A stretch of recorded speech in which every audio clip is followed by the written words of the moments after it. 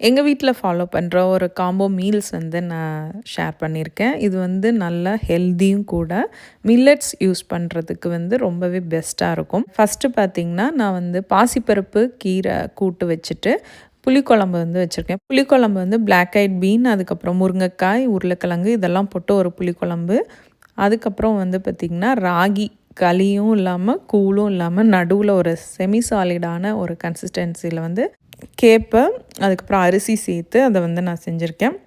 இது 3ஓட காம்போவும் சூப்பராக இருக்கும். எப்போதுமே மில்லட்ஸை வந்து நம்ம ஒரே மில்லட்டை டெய்லியும் யூஸ் பண்ணக்கூடாது.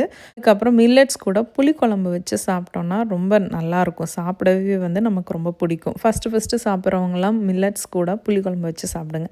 2வது காம்போ பார்த்திங்கன்னா ஹை ப்ரோட்டீன் காம்போன்னு சொல்லலாம். நான் வந்து கிரவுண்ட் டர்க்கி வந்து செஞ்சுருக்கேன் சைட் டிஷ்ஷாக. சாம்பார் சாதத்தில் எல்லா வெஜிடபிள்ஸும் போட்டு பருப்பு போட்டு மில்லட்ஸ் இங்கேயுமே மில்லட்ஸ் வந்து யூஸ் பண்ணியிருக்கேன்.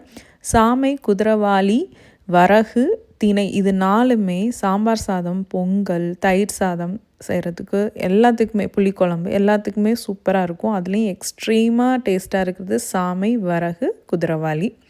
ஸோ இது 3மே ரொம்ப நல்லாயிருக்கும் சாம்பார் சாதத்துக்கு. அடுத்த காம்போ பார்த்திங்கன்னா ரச சாதம் தான். ஆனால் அதுக்கு தொட்டுக்க வந்து பீர்க்கங்காயோட முட்டை பொரியல் செஞ்சுருக்கேன். நம்ம வந்து முட்டை பொரியல் வந்து முருங்கைக்கீரை, பீர்க்கங்காய், அவரைக்காய், பீன்ஸ், வெண்டைக்காய் இதிலெல்லாம் செஞ்சு அதையுமே நம்ம வந்து ஹை ப்ரோட்டீனாக வந்து மாற்ற முடியும். ஸோ இதெல்லாம் தான் நாங்கள் ஃபாலோ பண்ணுற ஒரு சில மீல் காம்போ.